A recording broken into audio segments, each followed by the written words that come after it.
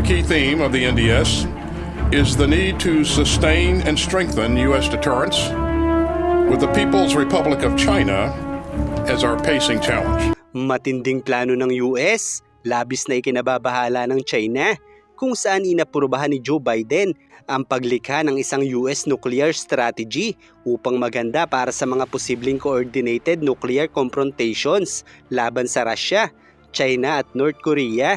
Kaya naman binatikos ng Chinese Foreign Ministry ang United States bilang pinakamalaking pinagmumulan ng nuclear threat at strategic risk sa mundo. Sa panahong ito kasi ay kasalukuyang pinapalitan o ginagawang moderno ng Estados Unidos ang halos lahat ng bahagi ng mga estratehikong puwersang nuklear nito, at ito ay dahil patuloy na nagpaparami ng nuclear arsenal ang mga Chino. At dahil naman sa mga lumalabas na pag-aanalisa ng ilang eksperto patungkol sa kung papaano pipigilan ng US ang nuclear weapons ng China at mga Ruso, ay tiyak na mababahala talaga ang mga Chino. Ayon kasi sa pahayag nila Professor Dan Plesch at Manuel Galileo mula sa SOAS University of London, ang US ay may makatotohanang kapasidad sa kasalukuyan na may mga dinuklear na puwersa upang maunahan ang mga puwersang nuklear ng Russia at China na nagbibigay dito ng militar na kalamangan sa dalawang bansa.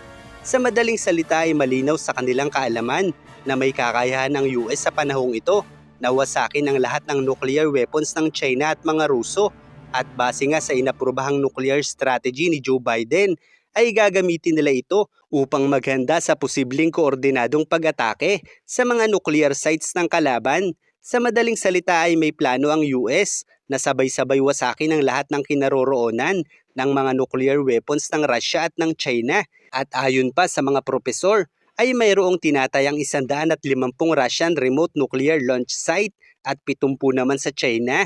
Humigit kumulang 2,500 kilometro o 1,550 milya mula sa pinakamalapit na hangganan, na lahat ay maaaring maabot ng US air launch, JASSM at Tomahawk cruise missiles. Sa isang paunang pag-atake na idinisenyo upang maiwasan ang paglulunsad ng mga sandatang nuklear. Sa madaling salita ay may kakayahan talaga ang US na sabay-sabay atakihin ang kinaroroonan ng mga nuclear weapons ng Russia at ng China, dahil ang US ay mayroong humigit kumulang 800 base militar na nakapalibot sa buong mundo.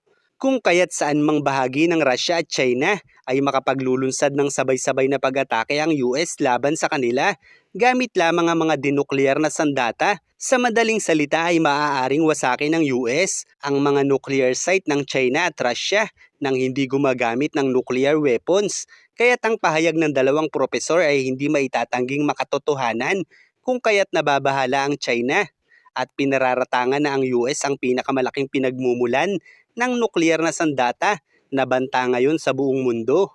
At kung tatanungin mo naman kung magagawa ng China na atakihin din ng sabay-sabay ang kinaroroonan ng mga nuclear weapons ng Amerika, ay malinaw ang kasagutan na malabong magagawa ito ng China, dahil bukod sa napakalayo nito sa mainland ng Amerika ay kakailanganin muna nitong ubusin ang daan-daang military bases ng US sa buong mundo, kabilang na ang napakaraming aircraft carrier ng mga Amerikano na maaaring naglalaman ng daan-daang jet fighters na pinakamoderno pa sa buong mundo. Kaya't maliwanag pa sa sikat ng araw na ang US lang ang may kakayahang wasakin ng sabay-sabay ang kinaroroonan ng mga nuclear weapons ng kalaban. Kaya't napakalinaw rin na walang kalaban-laban ng China laban sa mga Amerikano.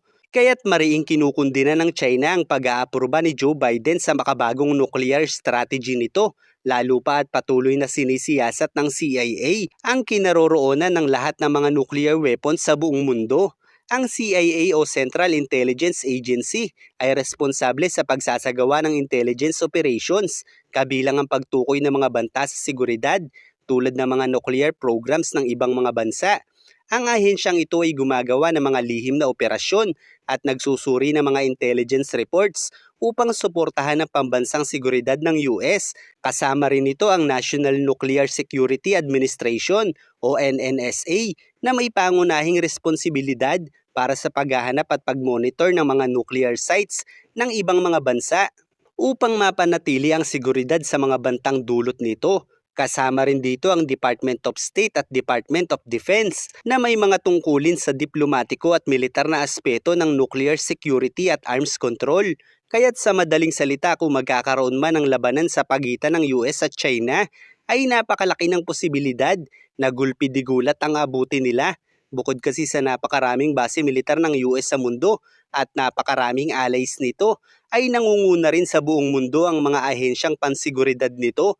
Kaya't sa panahon ng digmaan ay hindi na nakapagtataka na sabay-sabay atakihin ng US ang pinakamalalakas na base ng China, Russia o iba pang mga bansang kumakalaban sa kanila. Gayunpaman ay ipinahayag naman ni Joe Biden na bagamat handa itong makipagkumpetensya sa China, ay hindi naman umano nito nais magkaroon ng digmaan laban sa pagitan ng dalawang bansa.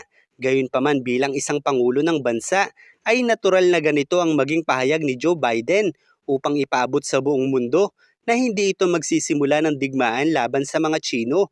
Subalit ang paghahanda nito sa paglulunsad ng sabay-sabay na pag-atake sa kinaroroonan ng mga nuclear weapons ng China ay malinaw na isang babala mula sa Amerika, at dahil nga hindi maaaring magsimula ng digmaan ng US, ay unti-unti nitong ginigipit ang China at naghihintay lamang na ang China ang unang umatake saan mang bansa na kaalyado nila.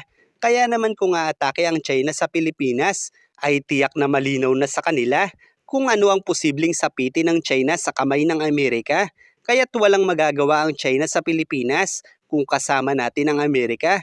Pero dahil nga mapagmalaki ang iipi-chip ng bansang ito, ay madalang na lang sila ngayon makapagsagawa ng rotation at resupply mission para sa ating mga Coast Guard at sundalo. Gayong malinaw naman sa napakaraming dahilan na wala namang magagawa ang China laban sa Amerika kaysa ilagay sa alanganin ng buhay ng walang kalaban-laban ang ating mga Coast Guard at sundalo na madalang na lang ngayon masuplayan ng sandatahang ito na pinamumunuan ng isang nagtatapang-tapangan na pinuno, subalit wala namang magawa laban sa mga Chino. Bukod pa riyan, dahil hirap na ang Pilipinas makabalik sa ating mga teritoryo, ay tiyak na mas lalong mahihirapan ang ating bansa na i-reinforce ang BRP Sierra Madre na tila sa malapit na panahon ay maaaring wasakin na ito ng malalakas na alon, lalo pa sa panahong ito na mas dumadalas na ang mga pagbagyo.